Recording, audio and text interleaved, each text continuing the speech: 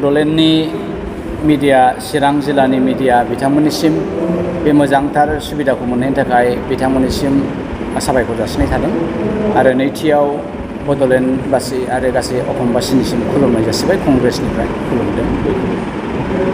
जोंहा दिनै मोनसे मोजांथार प्रग्राम जानानै थांबाय जोबथियानो क'क्राझार लकसभानि इनचार्ज बिथां गुणकान्त गगৈ बिथांनि दैदेननायाव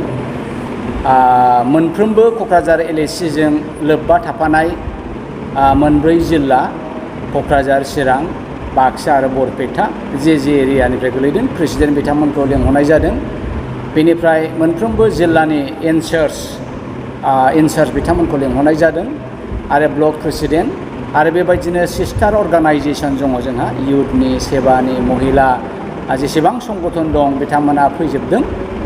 दा बावहाय जोंहा बिराद मोनसे मोजां सावरायनाय जादों जे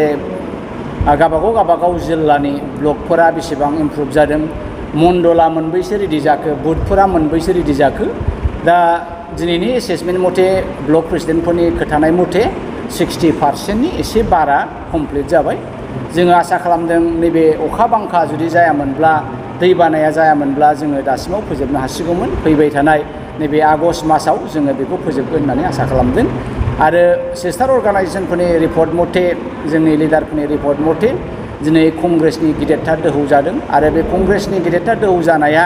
मोननै मोनथामसो खारनाव जोंहा जे बिधान सभा इलेक्सन जानो थांबाय थादों मध्य प्रदेशआनो होन, राजस्थानानो होन, छत्तीसगढ़आनो होन, दा बेफोराव कंग्रेसआनो खोब मोजां लिड लाबाय थादों। आरो बेनि अनगायैबो नरेन्द्र मदिनि जे BJP गभर्नमेन्टनि जानाय लोंनाय बायदि बेसादनि दाम बारायनाया एखे हां गैया बां गैया जेबो लिमिट गैया। लोगोसे मणिपुरनि थासारि जे ST फोरनि सायाव जेबायदि थासारि अयथासार मध्य प्रदेशआव जा सारा इण्डियायावनो सोरखौबा हासुलादों सोरखौबा लं थङै खुनानै हाजार मानसिनि गेजेराव राजा लामाफ्रावहाय थाबायहोदों आरो बेबायदिनो ST आदिबासिफोरनि सायाव अयथासार। दा बे जिनिसखौ नुनानै दिनै गासै भारतल' नङा सारा प्रिथिबियावनो BJP गभर्नमेन्टनि फारसे मुगैनाय आरो सोंखारिनाय फोरमायदों आरो बे सोंखारिनाय आरो मुगैनाया दिनै कंग्रेसनि राहुल गांधीनि हम नफरत का दुकान बंद किया है और प्यार और मोहब्बत का दुकान खुला किया है बे भाषणा बयनिबो गोसोखौ बोनो हादों। बे मोनसे गेदेरथार दोहौ। सार नोंथांमोना दिनै धरनाजों लोगोसे मेम'रेन्डाम होनायखौ जों नुनो मोनदों। बेवहाय मा दाबिफोरखौ लानानै नोंथांमोना मेम'रेन्डाम? बावहाय बिसेस जेबो बेबायदि दाबि गैया। जोंनि दाबिया बेल' जे बेसादफोरनि दाम बांनायखौसो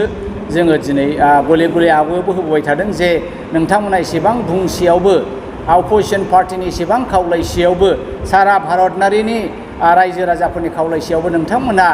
बेसादफोरनि दामखौ मानो बारानिफ्राय बारा खालामबाय थादों। दा बे जिनिसा गाज्रि जागोन। बेनिखायनो दिनै कंग्रेसआ खनसेबाव सारा आसामावनो जेसेबां जिल्लाफोर दङ जोङो बे धरनाखौ लानाय जादों दाम बेसाद बांनायनि एगेन्स्टै जोंनि बे मोनसेल' मेम'रेन्डाम। फैगौ बिसायख'थियाव कंग्रेस हिसाबै माबायदि साखाफारा जादों? फैगौ बिसायख'थियाव दिनैहाय कंग्रेसआनो मोनसे बिकल्प जादों। खालि BTCल' नङा आसामल' नङा सारा इण्डियायावनो। दहाय दान्दिसे सिगां बुंखानाय बादि जोंनि BTCआवबो नोंथांमोना दिनै नुबाय BJP आरो UPPनि गेजेरावहाय लिडारफोरनि गेजेरावल' खुनुरुखुम मिलायनाय दङ किन्तु ग्रास रुटआव बिथांमोननि गेजेराव ओरैबायदि अरलायनाय अमिल दङ। दा बेखौ नायोबा थैलाय उजिलाय BJPनि भटार्सफ्रा UPPनि केन्डिडेट होयोबा बेनो होआ आरो BJPनि केन्डिडेट होयोबा UPPआबो होआ। दा थिग बेबायदिनो फारसेथिं BPFआ थांबाय। BPFआ बिराद गोबावनिफ्रायनो नाजाबोदोंमोन, ट्रेनिं होबाय थादोंमोन बोरै RSSखौहाय बुरखायनो बोरै BJPखौ बुरखायनो। नाथाय बुरखायसेयावबो बिथांमोना दिनैहाय ना NDAयावनो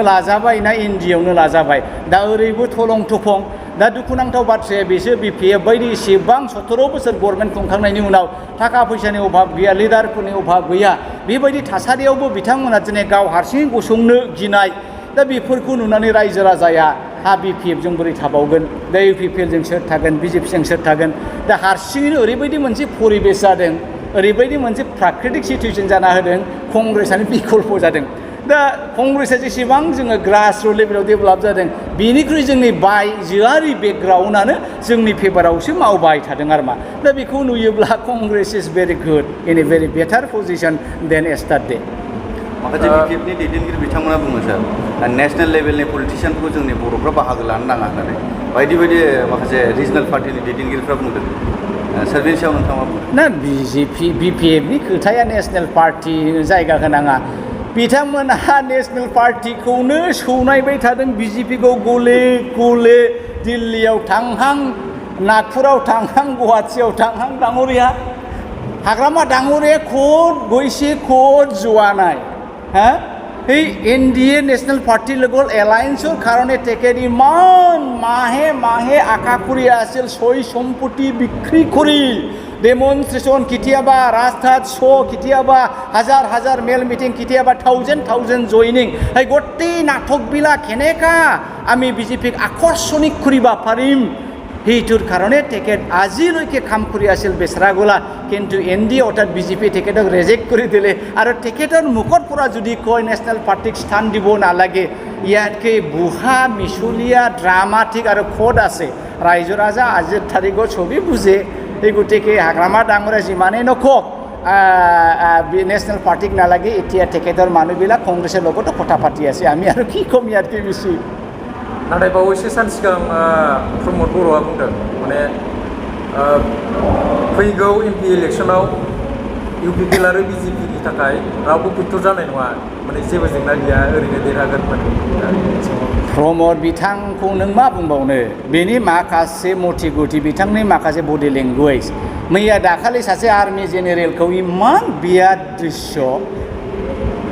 मोनथामसो प्रमद बर'नि मार्क बे हारिनाव थालांसिगोन তিনিটা মাৰ্ক প্ৰমোদ বড়োৰ এই মাৰ্ক আৰু দৃশ্য এই অসমবাসী পৃথিৱীৰ মানুহ কেতিয়াও পাহৰিব নোৱাৰে এক নাম্বাৰ মাৰ্ক মন্ত্ৰীমণ্ডলৰ কথাটো বাদে দিয়ক যদি পৃথক বদলেন নহয় মই গাঁওবুঢ়াও নহওঁ नैबे मोनसे खोथाखौ रायजो राजाया जिबनाव बावनाय नंलिया जारिमिनारि भाषण जासिगोन प्रमोद बर'नि आरो द्वितीयটো আমাৰ দফাবিলাক যি আকাৰে আকাৰে যদি ৰূপায়ণ নহয় বিটিআৰ ৰেকৰ্ডৰ দফাবিলাক যদি আকাৰে ৰূপায়ণ নহয় মই এজন ডাঙৰীয়া কৈছে বিজেপি তোমাৰ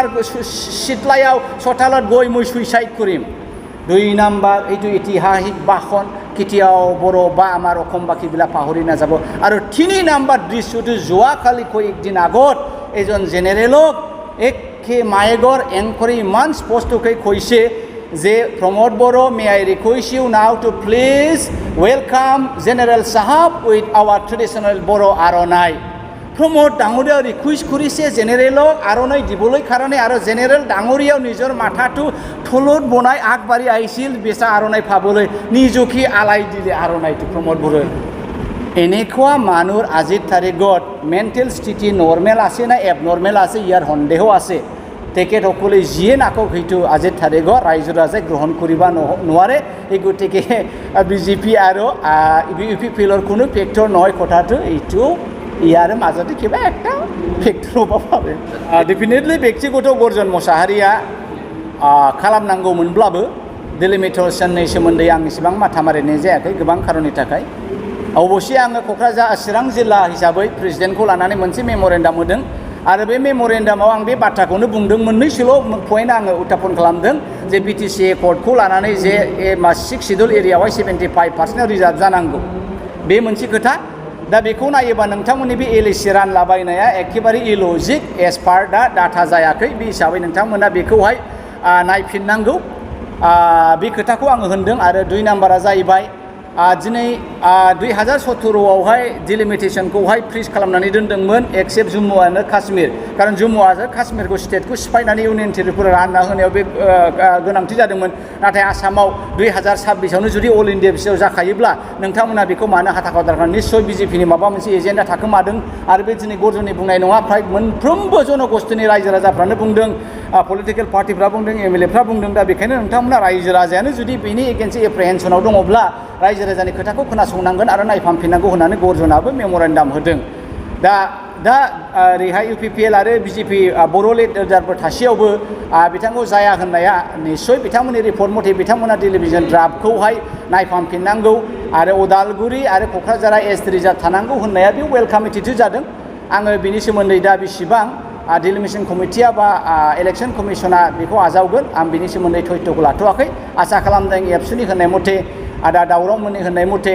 आरो BPFनि नाजानाय मथे स्टुडेन्ट इउनियननि नाजानाय मथे मोजां जोंनि फेभाराव जागोन होननानै आं आसा खालामदों। जाबाय। Thank you.